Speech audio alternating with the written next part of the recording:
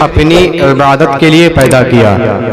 आज खुशी की बात है कि आप लोगों ने यहाँ पर हजरत को बुलाया है, दावत दे, आले रसूल को दावत दिया आप लोगों ने, आले रसूल को दावत दे, ये खुशी की बात, खुशी की बात है ना। आले रसूल को दावत दिया आप लोगों ने, बोलिए खुशी की बात है, खुशी की बात। साथ ही साथ हज़रत अल्लामा मौलाना सैफुल्लाह फैज़ी साहब क़िबला को भी दावत दिया, ये भी क्या है, खुशी की बात है। आप लोगों ने हमें भी दावत दिया, क्या है, खुशी की बात है।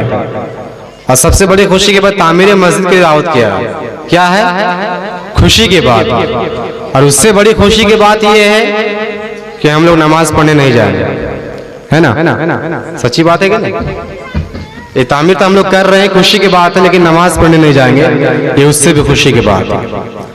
मेरे प्यारे, आज मस्जिद की तामीर हो रही है, बेशक तामीर करिए, लेकिन मस्जिद अगर आप ये सोच रहे हैं कि गुंबद बनाने के बाद मस्जिद चमकेगी, गलत बात। अगर आप ये सोचते हैं मीनार करने के बाद मस्जिद में रौनक आएगी, गलत बात। अगर आप सोचते हैं कि मस्जिद में टाइल्स और मार्बल का काम करने के बाद ही मस्जिद में खुशहाली आएगी, नहीं। मस्जिद अगर आबाद होती है, आप लोग इधर आ जाइए, थोड़ा रास्ता छोड़ दीजिए, थोड़ा सा उधर पार हो जाए लोग, और आप लोग बीच में डिस्टर्ब मत करिए, इसमें फिर खलल पैदा होगा। तो मस्जिद मीनार, गुंबद, संगे मरबल, टाइल्स, मार्बल से आबाद नहीं होता है। मस्जिद उस वक्त आबाद नहीं होती है जब तक मस्जिद में कोई रब का बंदा आकर सजदा ना करे। जब रब का बंदा आकर अल्लाह के घर में यानी मस्जिद में आकर सजदा करता है, उसी वक्त वो मस्जिद चमकने लगती है, उसी वक्त उस मस्जिद में रौनकें आती है, उसी वक्त वो मस्जिद आबाद होती है। और जब हम जाकर अपने पेशानी को, अपने सर को रब के बारगाह में झुका देंगे, सजदे की हालत में रख देंगे, यानी हम रब के घर को आबाद करेंगे, तो वही रब का घर रब के बारगाह में फरियाद करेगी, मौला ये तेरा बंदा है, अपने घर को छोड़कर तेरे घर में आता है, और आने के बाद अपने सर को इसी मस्जिद में टेकता है, यानी तेरे घर को आबाद रखता है। मौला ये मेरी दुआ है, जिन लोगों ने अपने अपने घर को छोड़कर आकर तेरे घर को आबाद किया है, उन लोगों के घर को भी तू आबाद कर दे। तो वही मस्जिद आपके हक में दुआ फरमाती है। जो ही आप मस्जिद शानदार बना दिए, आलीशान मस्जिद बना दिए, गुंबद मीनार का काम करवा दिए, लेकिन याद रखना अगर आप नमाज पढ़ने नहीं जाते हैं, याद रखना अगर अपने वक्त को मस्जिद में नहीं देते हैं, अगर रब के घर को आबाद नहीं करते हैं। आज कौम शिकायत करती है, इमाम हुसैन घर में खैर बरकत नहीं है, घर में अमन व अमान नहीं है, घर से बीमारी दूर नहीं होती है। एक बात सुनिए, जब हम रब के घर को आबाद नहीं करते हैं, जब रब के घर में हम वक्त नहीं देते हैं, जब रब के घर में हम पहुंचते नहीं हैं, तो वही रब का घर यानी मस्जिद रब के बारगाह में फरियाद करती है, मौला तेरे घर को शानदार तो बना दिया, आलीशान तो बना दिया, लेकिन मौला तेरे घर को ये लोग आबाद नहीं करते हैं। अब जरा सोचिए, अगर मस्जिद आपके खिलाफ उनके बारगाह में फरियाद करे, तो आपके घर में अमान नहीं होने वाला है, आपके घर से बीमारी दूर नहीं होने वाला है, आपके घर में खैर और बरकत नहीं होने वाला है। अगर आप चाहते हैं घर में अमन और अमान आए, घर से बीमारी दूर हो, खैर और बरकत हो, औलाद फरमान बरदार हो, तो सबसे पहले आपको रब के घर को आबाद करना होगा, रब के बारगाह में टाइम देना होगा, अपने सर को रब के बारगाह में सजदे में रख देना होगा, तभी आप कामयाब हो सकते हैं। और जो भी नया नया पैगाम अगर आपको कहीं मिलता है तो मस्जिद ही में मिलता है, इमाम के जरिए। जब तक आप मस्जिद के करीब नहीं जाएंगे, इमाम के करीब नहीं जाएंगे, आपको कोई नई बात सुनने में नहीं मिलेगी, ना ही हदीस से पाक आपको मालूम होगा, ना कोई मसला मसाइल मालूम होगा, कब क्या दुआ पढ़ना चाहिए आपको कुछ नहीं मालूम होगा। ये सब जानने के लिए आपको सबसे पहले मस्जिद के दरवाजे पर जाना होगा, इमाम साहब के करीब जाना होगा, तभी आप कामयाब हो सकते हैं। आप लोग सुने होंगे ना, जब आपकी बस्ती में कोई इंतकाल करता है और कहता है फला साहब ईशा के टाइम इंतकाल कर गया, हम लोग सुनते थे क्या कहते हैं, हाँ कैसे मर गया, अभी तती पर हम चौक खड़ा था, मैं बोलते कि नहीं, हाँ कैसे मर गया, अभी तो हम चाय पीता था, वो देखा अभी अभी अभी साइकिल चला गया हूँ, अभी मोटरसाइकिल में आता था। ये हम लोगों का जुमला है। लेकिन याद रखो, जब तुम मस्जिद के मीनारों पर ऐलान सुनो कि फला शख्स का इंतकाल हो गया है, तो ये जुमला नहीं निकालना है कि मैंने फला जगह में देखा, या चाय की दुकान में देखा, या रोड में देखा, बल्कि आका फरमाते हैं जब किसी के नाम से ऐलान सुनो फला इंसान का इंतकाल हो चुका है, तो ऐसे वैसे जुमला ना निकाल कर कुरान की आयत को पढ़ो, इन्ना लिल्लाहि व इन्ना इलैहि राजिऊन। ये मालूम कब होगा आपको? जब आप मस्जिद आएंगे, जब इमाम साहब के पास आएंगे। नहीं तो वही हाल होगा ऐलान सुनने के बाद, हाँ अभी तो हम देखे चौक खाता था, अभी तो देखे चाय पीता था। ये हम जैसे मुसलमानों का हाल है। बस हाय हाय करके जिंदगी खत्म हो जाएगी, कुछ काम नहीं आने वाला है। मस्जिद की तामीर के लिए आप लोगों ने प्रोग्राम सजाया। एक बात बता दूं, क्या आका फरमाए, एक मिसाल दिया मेरे आका ने कि कोई चिड़िए के घोंसले के बराबर, यानी चिड़िए का जो घर होता है, चिड़िए के घोंसले के बराबर अगर कोई मस्जिद की तामीर करता है तो रब उसके नाम पर जन्नत में एक महल बना देता है। कहिए सुभान अल्लाह। चिड़िए के घोंसले के बराबर अगर कोई मस्जिद की तामीर पर हिस्सा देता है तो रब उस बंदे के नाम पर जन्नत पे एक महल बना देता है। ये खुशनसीब वालों की बात है। और याद रखिए एक बात, बहुत सारे इस दुनिया में मालदार इंसान हैं, बहुत सारे मालदार लोग हैं, किसी के पैसा ज़िने के अड्डे में खत्म होता है, किसी का पैसा जुए के अड्डे में खत्म होता है, किसी की दौलत शराब की भट्टियों में खत्म होता है, लेकिन रब के घर में उसी का पैसा काम आता है। रब के घर में पैसा देने की तौफीक उसी को देता है जिसके पैसे को रब पसंद फरमाता है।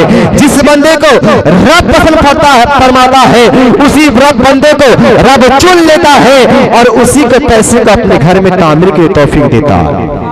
तो आज की महफिल में जो लोग हिस्सा देंगे वो बहुत खुशनसीब होंगे, क्योंकि आप लोग फकीर को दान करेंगे, रब के बंदे को आप लोगों ने दान किया। किसी यतीम को दान करेंगे, रब के बंदे को दान किया। किसी मदरसे में दान करेंगे, रब के महबूब के घर पे दान किया।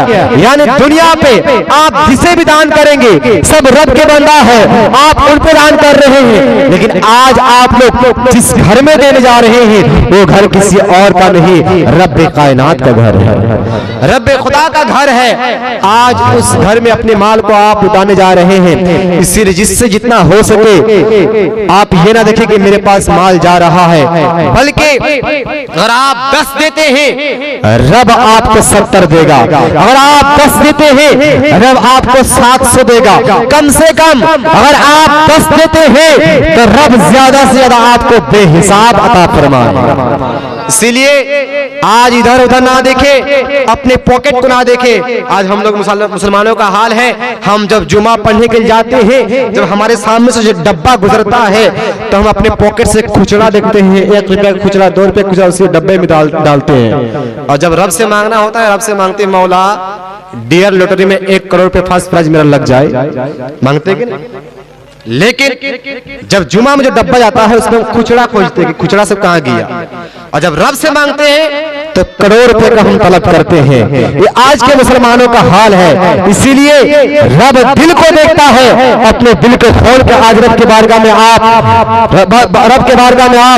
अपने दौलत को लुटाए, अपने माल को रब के बारगाह में पेश करें। इंशाअल्लाह अगर आप कम से कम 10 रुपए देंगे रब आपको बेहिसाब अता करेगा।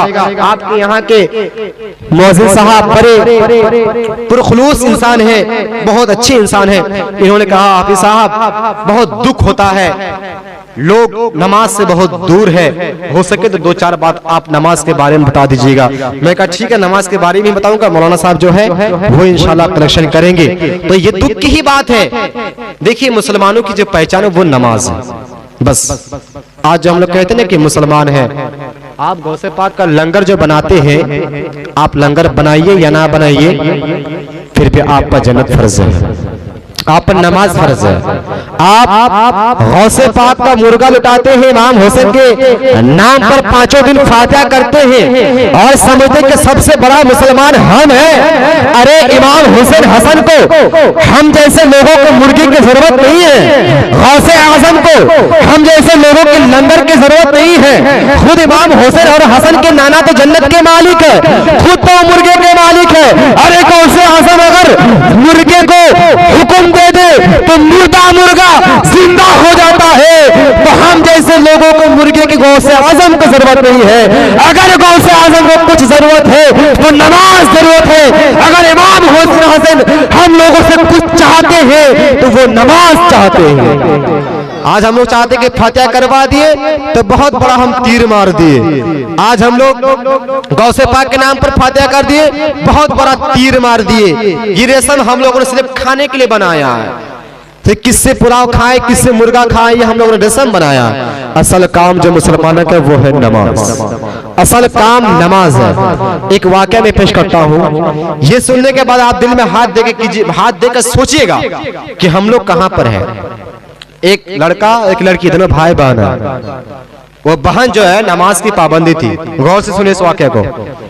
वो बहन नमाज की पाबंद थी, नमाज पढ़ा करती थी। अब उस बहन का इंतकाल हो गया। इंतकाल के बाद गुस्ल दिया गया, कफनाया गया, सब लोग मिट्टी देकर आ गए, भाई भी मिट्टी देकर आ गए। अब इत्तेफाक से यहाँ पर पैसे का बैग था, वो बैग जो है कब्र के अंदर ही गिर गया। जैसे वो घर वापस आया देखा कि सीने में जो पर्स था वो पर्स कब्र में गिर गया। अब वो परेशान हो गया। उस पर्स में बहुत सारा कार्ड था, जरूरी आईडी कार्ड था, उसमें वोटर कार्ड, आधार कार्ड, जो जरूरत चीज है। अब वो परेशान होकर इमाम साहब से मसला पूछा कि हुजूर ऐसी सी बात है, मेरे बहन के कब्र में जो पर्स गिर गया, क्या किया जाए। तो कहा जाओ बहुत अगर जरूरी है। मेरी माँ बहनों से कहता हूँ ये मछली की पट्टी नहीं है, जिक्र रसूल के महफिल है, आधा घंटे के लिए 1 घंटा के लिए आए हैं, कुछ जरूरी पैगाम लेकर जाइए और घर में जाकर सोचिए कि हम लोग क्या कर रहे हैं। हर जगह में हुल्लड़बाजी मत कीजिए। तो उस भाई ने मसला पूछा कि पर्स गिर गया। तो इमाम साहब ने कहा जाओ अगर जरूरी चीज अगर है तो कब्र को खोल लो और खोलने के बाद पर्स को निकाल लो। दिल से सुनिए आप लोग।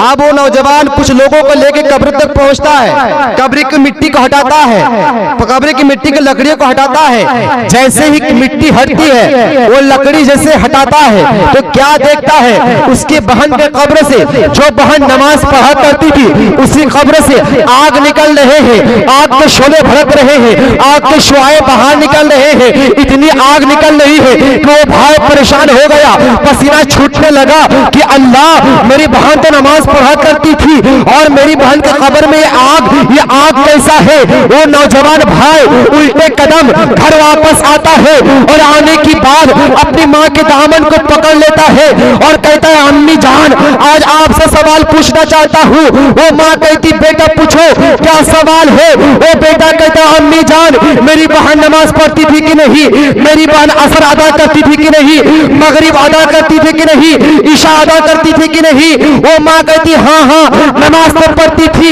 लेकिन अचानक क्या बात है, पूछना क्यों पड़ गया, सवाल क्यों कर रहे हो। वो भाई ने जवाब दिया ओ अम्मी जान जब मैं अपनी बहन के कब्र की मिट्टी को हटाया तो मैं क्या देखा, मेरी बहन के कब्र से आग निकल रहे हैं, आग के शोले भड़क रहे हैं, आग के शुआएं निकल रहे हैं। मैंने आका से सुना है जो नमाज पढ़ते हैं उनके कब्र में अजाब नहीं बल्कि जन्नती लिबास दिया जाता है, जन्नती बिछौना बिछाया जाता है, जन्नती रोशनी दिया जाता है। लेकिन अम्मी जान आज मेरी माँ के कब्र में आग क्यों निकल रहे हैं। तो माँ ने जवाब दिया ओ मेरी प्यारे बेटे बेशक तुम्हारी माँ नमाज पढ़ती, तुम्हारी बहन नमाज पढ़ती थी, बेशक नमाज अदा करती थी, बेशक अपने सर को सजदे में रखती थी, लेकिन एक कमी थी, तुम्हारी बहन जो नमाज पढ़ती थी वो वक्त में नहीं पढ़ती थी, जोहर की नमाज को असर में पढ़ती थी, असर की नमाज को मगरिब में पढ़ती थी, मगरिब की नमाज को ईशा में पढ़ती थी, यानी तुम्हारी बहन नमाज तो पढ़ती थी लेकिन वक्त में नहीं पढ़ती थी, वक्त के बाहर पढ़ती थी, वक्त निकलने के बाद पढ़ती थी। अब मुसलमानों तुम दिल में हाथ देकर सोचो, जो लड़की नमाज भी पढ़ती थी, सजदा भी करती थी, रब के बारगाह में सर को टिकाती थी, बस एक कमी के वक्त में नहीं पढ़ती थी, तो रब को इतना नफरत हुआ, रब को इतना बुरा लगा, उसके कब्र में जन्नत हवाएं नहीं बल्कि आग को मुसल्लत कर दिया रब ने, बल्कि रब ने आग को मुसल्लत कर दिया। क्यों?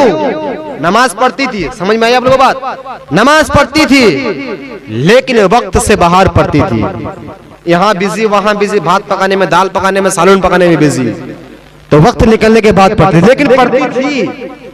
सुभान रब्बिल आला की तस्बीह पढ़ती थी, सुभान रब्बिल अज़ीम भी पढ़ती थी, लेकिन वक्त के बाहर, वक्त निकल जाने के बाद तो रब को वो अदा पसंद नहीं आया और उसके कब्र में जन्नत के हवाएं के बजाय अल्लाह ने अजाब मुसल्लत कर दिया, यानी आग को मुसल्लत कर दिया।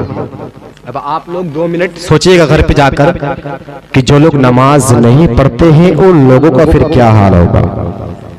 सोचने वाली बात है ना। यहाँ लड़की नमाज पढ़ती थी, रब के शान में तस्बीह भी पढ़ती थी, लेकिन वक्त से बाहर रब को वो इबादत मंजूर ना हुआ, पसंद ना आया और उसके कब्र में अजाब मुसल्लत कर दिया। जो लोग नमाज से दूर है, जो लोग मस्जिद से दूर है, दिल में हाथ देकर सोचिए फिर उन लोगों के साथ फिर अल्लाह क्या अंजाम करेगा, उन लोगों को फिर अल्लाह क्या अजाब देगा। इसलिए हर काम को छोड़कर सबसे पहले जैसे अजान को सुनो, मस्जिद की तरफ दौड़ो, अजान सुनो, सारा काम छोड़कर मस्जिद की तरफ दौड़ो और अपने सर को रब के बारगाह में रख दो और यही तस्बीह पढ़ो, सुभान रब्बिल आला, सुभान रब्बिल आला, सुभान रब्बिल आला। एक गौसे आज़म का महीना चल रहा है ना, एक और एक मैं वाक़या पेश कर रहा हूं। आप नमाज पढ़ते हैं? पढ़िएगा, ठीक है।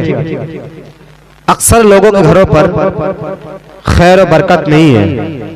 अफसोस होता है आज हमारे नौजवान चेन्नई काम करने के लिए जाते हैं, कोई मुंबई जाता है, कोई कोलकाता जाता है, कहां कहां ना जाने काम कर रहा, लेकिन काम करके जब वो पैसा लाता है ना तो फिर वो पैसा घर में टिकता नहीं है, यानी बरकत नहीं पैसे में, पैसा फिर उड़ जाता है। कुछ घर में बीमारी आती है लेकिन बीमारी दूर नहीं होती है, परेशानी आती है परेशानी दूर नहीं होती है, घर के औलाद ना फरमान निकलते हैं, घर में उलझन झगड़ा होते रहता है, यानी कुल मिलाकर घर में अमन शांति नहीं है, अमान शांति घर पर नहीं है। तो जानते क्यों नहीं है? गौसे आज़म के बारगाह में एक खादिम आया और अर्ज करने लगा, मेरे शेख मुझे एक ताबीज दे दीजिए, जैसे हम लोग करते हैं हर काम में ताबीज, हर काम में लटका दीजिए, यही हाल उनके साथ भी हुआ। कहा हुजूर एक ताबीज दीजिए। किस लिए? बोला मेरे घर में खैर और बरकत नहीं है।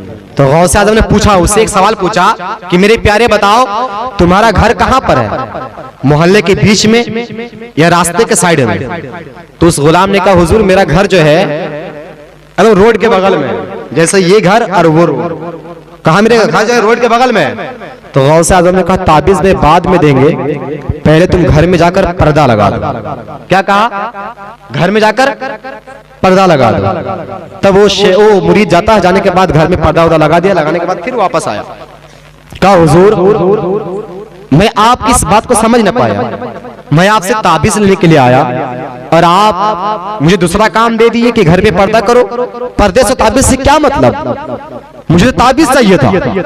तब मेरे गौस ने तड़प कर जवाब दिया, कहा मेरे प्यारे तुम्हारा घर रास्ते के किनारे में है ना?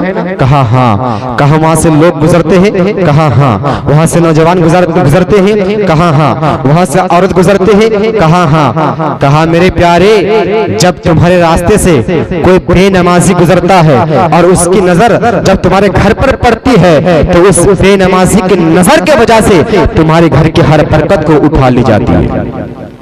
कितनी बड़ी बात है ना। एक बेनमाजी पार होकर जा रहा है, वो रास्ते में चल के जा रहा है, उससे आपसे कोई मतलब नहीं, उसकी नजर आपके घर पर पड़ गई तो उसके वजह से आपके घर की बरकत को उठा लिया गया। और जिस घर में नमाजी ही ना हो, जिस घर में कुरान की तिलावत के आदी ना हो, जिस घर में तस्बीह और तहलील करने वाला कोई ना हो, जरा बताइए उस घर में फिर बरकत कहां से होगा? उस घर में अमन और अमान कहां से आएगा? उस घर से बीमारी कहां से दूर होगी? उस घर में फिर खैर और बरकत कहां से होगी? मेरे प्यारों, अगर चाहते घर में अमन और अमान हो, घर में शांति हो, घर में सुकून हो, तो सबसे बड़ा हथियार हम लोगों को नमाज की पाबंदी हमें होना होगा। ये दुनिया का दस्तूर है। आप 1 साल के बाद ससुराल जाइए, आपको बिरयानी मिलेगा कि नहीं? जाते हैं 1 साल के बाद ससुराल? आज लोग तो महीना में ससुराल जाते हैं, इसलिए तो सिर्फ पाट साग खा के आते हैं। तो 1 साल के बाद जाइएगा तो आपको बिरयानी मिलेगा। 1 साल के बाद जाने के बाद बता रहा हूं, 6 महीने के बाद जाइए तो पुलाव मिलेगा। ये दुनिया का दस्तूर बता रहा हूं मैं। 3 महीना के बाद जाइए तो चावल और चिकन मिलेगा। 2 महीना के बाद जाइए तो खिचड़ी मिलेगी। 1 महीना के बाद जाइए तो फिर आपको क्या होगा? माड़ भात। हफ्ता में जाइए तो माड़ भात और पाट साग एक साथ आपको दे देगा। ये दुनिया की बात है, ये दुनिया की इज्जत है। अगर आप किसी के घर बार जाएंगे तो बिरयानी साग पर खींच कर माड़ भात और पाट साग में लाकर आपको बैठा देगा। ये दुनिया का दस्तूर है, हंसने की बात नहीं है। लेकिन मेरे प्यारों, इसी दुनिया में, इसी जमीन के ऊपर एक ऐसा भी घर है जिस घर में आप बार जाइए, आपकी इज्जत में कमी नहीं आएगी, बल्कि इज्जत बढ़ जाएगी। अरे हफ्ता तो दूर की बात, आपकी जैसे नींद खुले, चाहे 4 क्यों ना बजे, चाहे 4:30 क्यों ना हो, 5:30 क्यों ना हो, आप उस घर में पहुंच जाइए, आपकी इज्जत में कमी नहीं आएगी। उस घर का जो मालिक है आपको देखकर खुश हो जाएगा, आपकी इज्जत बढ़ा देगा। फिर आप 1 हफ्ता में मत जाइए, फिर उसी दिन आप 1 बजे पहुंच जाइए, उस घर का मालिक आपको देखेगा, आपसे नाराज नहीं होगा, बल्कि खुश हो जाएगा, आपकी इज्जत बढ़ा देगा। फिर उसी दिन आप 4 बजे पहुंच जाइए, उस मालिक आपको देखकर नाराज नहीं होगा, आपसे खुश हो जाएगा। उसी दिन आप 6 बजे पहुंच जाइए, उस घर का जो मालिक है आपसे नाराज नहीं होगा, आपसे खुश होगा, आपकी इज्जत को बढ़ा देगा। फिर उसी दिन आप 8 बजे पहुंच जाइए या 7 बजे पहुंच जाइए, उस घर का जो मालिक है आपसे नाराज नहीं होगा, आपकी इज्जत को बढ़ा देगा। आप सुनना चाहते हैं वो घर कौन है, वो मालिक कौन है? वो घर कोई और घर नहीं, वो मस्जिद है, रब का घर है, वो मेरा रब है। जब आपके रब के घर में बार जाएंगे, 5 वक्त जाएंगे, हर वक्त रब के बारगाह में हाजिरी पेश करेंगे, तो रब आपकी इज्जत को इतना बुलंद कर देगा, इतना ऊंचा कर देगा, आप यहाँ पर भी इज्जतदार रहेंगे, कब्र में भी इज्जतदार रहेंगे, हश्र में भी आप इज्जतदार रहेंगे।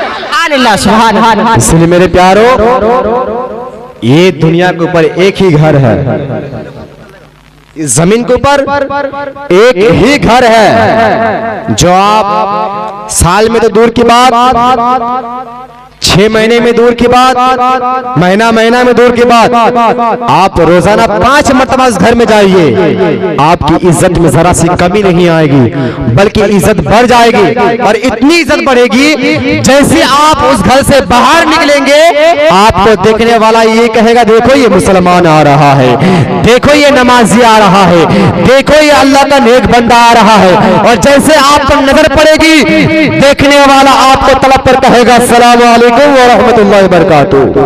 तो ये है मेरे प्यारो, रब के बारगाह में आने की फजीलत, रब के घर में आने की शान व मकाम। जब आप रब के घर में बार आएंगे, आपकी इज्जत में कोई नहीं कमी आएगी, बल्कि इज्जत बढ़ जाएगी। और इतनी इज्जत बढ़ेगी कि देखने वाला भी कहेगा, ये आशिक मुस्तफा आ रहा है, ये रसूल का गुलाम आ रहा है, ये अल्लाह का नेक सच्चा बंदा आ रहा है। मैंने क्या पढ़ा था, वमा खलक़तुल जिन्ना वल इंसा इल्ला लियअबुदून। अब मैं अपनी तकरीर खत्म करूंगा क्योंकि जो मेन काम है वो काम होना चाहिए, जरूरी है। देखिए मैंने जो आयत पढ़ा, वमा खलक़तुल जिन्ना वल इंसा इल्ला लियअबुदून, अल्लाह फरमाता है बेशक मैंने जिन्नात और इंसान को सिर्फ मेरी इबादत के लिए पैदा किया। अल्लाह ने साफ फरमा दिया। अब जो इस आयत को समझ गया, जो इस आयत पर अमल कर लिया, वो यहाँ भी कामयाब, कब्र में भी कामयाब, हश्र के मैदान में भी कामयाब। इसका तर्जमा यही है कि मैंने जिन्नात और इंसान को सिर्फ मेरी इबादत के लिए पैदा किया है, और हम दुनिया में रहकर अल्लाह की इबादत करके जिंदगी गुजारेंगे, अपनी जवानी को रब की बारगाह में गुजारेंगे, रब के बारगाह में सजदा करके गुजारेंगे, तो रब आपसे इतना खुश हो जाएगा कि आप यहाँ में भी कामयाब हो जाएंगे, कब्र में भी कामयाब हो जाएंगे। एक कड़वी बात मैं बताने जा रहा हूं, अगर बुरा लगे तो आप लोग माफ करिएगा, क्योंकि जब खांसी होती है तो एक तो सिरप आता है, बुरा लगे एक तो सिरप आता है, क्या नाम सिरप का नाम मुझे ज़हन में नहीं आ रहा, बहुत कड़वा है वो सिरप, वो हर किसी को दिया, नील रंग का वो सिरप होता है, हाँ बहुत कड़वा है वो सिरप, लेकिन कड़वों पे ही काम होता है। जब तक आप मीठा मीठा पिए तो काम नहीं होगा, कड़वा शराब पिए तभी काम होगा। आज लोग सोचते कि देखो इमाम साहब ने बहुत बुरी बात बोल दिया, आज हम लोग के बारे में ऐसे ऐसे बात बोल दिया, लेकिन इमाम साहब ने सही बात बोला, आप लोग को सही रास्ते में लाने के लिए, आप लोगों को अल्लाह के राह पे लाने के लिए। आज हम लोग गुस्सा हो जाते हैं ना, मैं एक हदीस पेश कर रहा हूँ, गुस्सा अगर होंगे तो आप लोग माफ करिएगा। हज़रत अली से पूछा, कोई आकर पूछा कि मौला अली बेनमाजी के साथ बैठकर खाना खाना कैसा है? इमाम साहब हज़रत अली से पूछा कि बेनमाजी के साथ बैठकर खाना खाना कैसा है? तो हज़रत अली ने तड़प कर जवाब दिया कि जो तीन दिन ने 3 वक्त की नमाज जो नहीं पढ़ा है, जो 3 वक्त की नमाज नहीं पढ़ा, फजर ज़ोहर असर या ज़ोहर असर मगरिब या मगरिब इशा फजर, यानी पूरे दिन में जो 3 वक्त का नमाज नहीं पढ़ा है, उसके साथ बैठकर खाना खाना कुत्ते के साथ खाना खाना बराबर है। सुभान अल्लाह बोलेगा ना आप लोग? अरे यहाँ सुभान अल्लाह नहीं बोलना है, ये अफसोस की बात है, यहाँ अल्लाह अकबर बोलना चाहिए। यह हज़रत अली फरमा रही है, मैं नहीं करा, मेरे पास से गुस्सा मत हुई, और गुस्सा होना हो तो हज़रत अली से गुस्सा हुई है, और उसे गुस्सा होना मतलब का ईमान खत्म, ना यहाँ रहे ना वहां रहे। तो हज़रत अली फरमा रहे हैं कि जो 3 वक्त की नमाज को छोड़ दिया, उसके साथ बैठकर खाना खाना कुत्ते के साथ खाना खाना बराबर है। तो हम लोग फिर कहा कि मुसलमान हैं, हम लोग कैसे कैसे थे कि हम लोग मुसलमान हैं? किस जबान से हम कैसे थे कि मुसलमान हैं? हम मुसलमान के लायक अब नहीं रहे, और आप चाहते कि हम अपने आप को मुसलमान कहेंगे सीना तान कर अपने छाती के जोर पर, तो सबसे पहले अपने सर को रब के बारगाह में झुकाना होगा। जब आप रब के बारगाह में झुक जाएंगे, अपने आप को रब के बारगाह में झुका लेंगे, तो ये दुनिया, ये कायनात आपके कदमों में झुक जाएगी, ये कायनात आपके कदमों में झुक जाएगी। शर्त यह है कि आपको सबसे पहले रब के बारगाह में आपको झुकना होगा, और आप रब के बारगाह में झुक गए, रब आपसे राजी हो गया, आप यहाँ पे कामयाब हो जाएंगे, हश्र के मैदान में भी कामयाब हो जाएंगे। मेरी माँ बहनों से गुजारिश करता हूँ कि आप लोगों से भी जितना हो सके नमाज के पाबंद बनिए, नमाज को अपनाइए, नमाज को अपना साथी बनाइए। कब्र में आपके साथ कोई नहीं होने वाला है, ना आपका बच्चा आपके साथ देगा, ना आपकी लड़की आपके साथ देगी, ना आपकी बीवी आपके साथ देगी, ना आपका शौहर साथ देगा। मैं आखिरी बात बताकर अपनी गुफ्तगू खत्म कर रहा हूँ। जब लोग इंतकाल करते हैं, कब्र की पहली रात जब कब्र में लेटा दिया जाता है, जब उस इंसान की आंख खुलती है तो वो क्या देखता है? जैसे ही आंख खुलती है, दाहिने तरफ क्या देखता है? इतनी छोटी कब्र, ना थोड़ा सा हटने की जगह है। बाएं तरफ देखता है, इतनी छोटी सी कब्र, ना बाएं जाने की जगह है। ऊपर देखता है कि भाग जाओ, तो ऊपर में छत बना दिया है। अब ये छत किसने बनाया? आपके औलाद ने बनाया। इतनी छोटी कब्र किसने बनाया? आपके बेटे ने बनाया। इतनी छोटी सी कब्र किसने बनाया? आपके शौहर ने बनाया।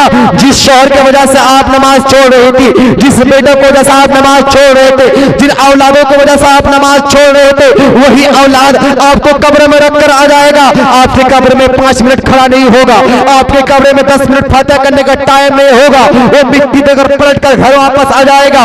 जब उस मैयत की आंख खुलेगी तो वो क्या देखेगा? अपने आप को अकेला महसूस करेगा। ना बाएं कोई है, ना दाएं कोई है, ना आगे पीछे कोई है, कोई नहीं है, बल्कि अंधेरी कोठरी में आपके साथ कोई नहीं होने वाला है। तो आप सारों कतार रहेंगे, रोएंगे, आपकी आंखों से आंसू नहीं बल्कि आंखों से खून निकलेगा कि मैं जिसके वजह से अल्लाह के बारगाह में टाइम नहीं दिया, जिसकी वजह से मैं नमाज पढ़ने नहीं गया, जिन औलादों की वजह से मैं रिस्क पैसा कमाते रहा, इनकम करते रहा, वही औलाद मुझे कब्र में रख कर चला गया। जब वो सारों कतार रोएगा तो रब की आवाज आएगी, ऐ मेरा बंदा, काश तू नमाज का पाबंद हो जाता, काश तू कुरान को तिलावत करता, काश तू तस्बीह व तहलील करता, काश तू कुरान को अपना दोस्त बना लेता। ऐ मेरा बंदा, आज जो तू कब्र को अंधेरी देख रहा है, कब्र में अंधेरी नहीं होती, ये नमाज रोशनी बनकर तेरे साथ होती। आज तू कब्र में अपने आप को अकेला देख रहा है, तू कब्र में अपने आप को अकेला नहीं पाता, कुरान तेरे साथ होता। ऐ मेरा प्यारा बंदा, अगर तू मेरे मुस्तफा की सुन्नतों पर अमल करता, मेरे फरमान के मुताबिक काम करता, तो तेरे साथ कोई होता या ना होता, मेरी रहमत तेरे साथ में होती। तो कब्र में तेरे साथ कोई होता या ना होता, मेरी रहमत तेरे साथ में होती, मेरा करम तेरे साथ में होता। इसलिए अगर आप चाहते हैं कि कब्र में हम ना पछतावे तो नमाज को हथियार बनाइए। एक सवाल मैं आप सब लोगों से कर रहा हूं, ये सवाल ही सब कुछ है। ये सवाल किसी बुजुर्गों से एक इंसान ने किया कि नमाज हम किस दिन से पढ़ेंगे? अगर आप हमसे सवाल करेंगे कि इमाम साहब या हाफिज साहब नमाज किस दिन से पढ़ेंगे, तो हम भी यही कहेंगे कि एक दिन, मौत से एक दिन पहले नमाज शुरू कर दीजिए। या आप लोग मुझसे सवाल करिए या उनसे जो सवाल किया था, सवाल किया कि नमाज किस दिन से शुरू करेंगे, तो कहा प्यारे मौत से एक दिन पहले नमाज शुरू कर दो। अब आप हमें कहेंगे कि हाफिज साहब हमें कैसे मालूम होगा कि हम कल मरेंगे और आज हम नमाज शुरू कर दें? तो यही सवाल का जवाब तो यही है, जब आपको मालूम नहीं कि हम कब मरेंगे तो फिर आज ही से नमाज शुरू कर दीजिए। आपको जब मालूम नहीं कि कब मलकुल मौत आएगा तो आज ही से कुरान का तिलावत शुरू कर दीजिए। जब आपको मालूम नहीं कि मेरी रूह कब निकल जाएगी तो फिर अपने सर को सजदे में आज ही से रख दीजिए। ठीक है, अपने सर को सजदे में आज ही से रख दीजिए। ये किसी को नहीं मालूम कब किसकी मौत हो जाए, कब किसको इस दुनिया से छोड़कर जाना पड़े। कितने लोग आए चले गए, सिर्फ कब्र में जाके पछता रहे हैं। हज़रत अली फरमाते हैं एक इंसान कब्र में बैठकर कब्रिस्तान वालों को देख रहा है और वो खामोश बैठा हुआ था। मैंने पूछा तुम क्या सोच रहे हो? तो उस जवान ने कहा कि मैं सोच रहा हूँ कि कब्र के मुर्दे न जाने किस हाल में होंगे, न जाने ये किस हाल में है। तो हज़रत अली फरमाते हैं मैं तुमसे एक बात पूछना चाहता हूँ, जवाब दो। कहा पूछिए। कहा ये बताओ, अगर ये गुनहगार हो, अगर ये बेनमाजी हो, अगर ये कुरान से दूर हो, अगर अल्लाह के फरमान से दूर हो और इस पर अगर अजाब हो तो ये अल्लाह से क्या कहेगा? ये कब्र में अल्लाह से क्या कहेगा? तो जबान ने कहा कि वो अल्लाह से यही कहेगा कि मौला मुझे और एक मर्तबा दुनिया में जाने दे, अब हम तेरी नमाज की पाबंद हो जाएंगे। मौला अब हमें दुनिया में एक मर्तबा जाने दे, हम कुरान की तिलावत के आदी बन जाएंगे। मौला हमें दुनिया में अब एक मर्तबा जाने दे, हम सुन्नत मुस्तफा को अपना लेंगे। हज़रत अली पूछते हैं जरा बताओ क्या अब उसे दोबारा दुनिया में आने का मौका मिलेगा? क्या उसे दुनिया की धरती में दोबारा आने का मौका मिलेगा? कहा नहीं नहीं, अब इसे दोबारा मौका नहीं मिलेगा। तो कहा हज़रत अली ने फरमाया अरे यही बात दुनिया वालों को फैला दो, ऐलान कर दो कि जो दुनिया से चला जाता है दोबारा आता नहीं है। जब आपको मालूम है कि कब्र वाला रब से यही कह रहा है कि मौला हमें दोबारा दुनिया में जाने दे, और आपको यह भी मालूम है कि दोबारा आने का मौका नहीं मिलेगा, तो वो काम आप शुरू कर दीजिए। आप नमाज के पाबंद हो जाइए, आप कुरान का आदी बन जाइए, आप कुरान को दोस्त बना लीजिए, ताकि आपको ये कहना ना पड़े कि मौला हमें दुनिया में जाने दे, बल्कि आप ये कहिए कि मौला जल्द से जल्द हिसाब किताब कर दे और हमारा ठिकाना पे जन्नत में अता कर दे। तो इसीलिए हम जैसे मुसलमानों का हथियार अगर कुछ है तो वो है नमाज।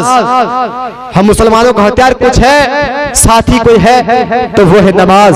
आपके साथ कोई नहीं जाने वाला है, नमाज ही आपके साथ जाने वाला है। आज की जो महफिल है ये तामीर मस्जिद की महफिल है, इसीलिए जिससे जितना हो सके आप लोग बढ़ चढ़कर आज की महफिल में आप लोग ताउन कीजिए, जिससे हो सके आप लोग मदद करिए इसमें कि आप लोग किसी और के घर पे आप लोग मदद नहीं कर रहे हैं, किसी और के घर में आप लोग दान नहीं कर रहे हैं, किसी और के घर में अपनी दौलत को आप पेश नहीं कर रहे हैं, बल्कि रब के घर में अपनी दौलत को पेश कर रहे हैं, रब के घर में अपने माल को पेश कर रहे हैं, रब के घर में आप अपनी दौलत को पेश कर रहे हैं। और यही दौलत रब को अगर पसंद आ जाए तो आपका वो काम, आपका वो पैसा कामयाब हो जाएगा, वो पैसा देना आपका पानी में नहीं जाएगा। और उसी पैसे के जरिए, उसी पैसे के सदके में आका फरमाते हैं कि दुनिया में जब मस्जिद कहीं बनती है, कहीं मस्जिद की तामीर होती है और वहां पर कोई अगर एक ईंट भी देता है, एक ईंट का पैसा भी देता है, तो उस ये एक ईंट के बदले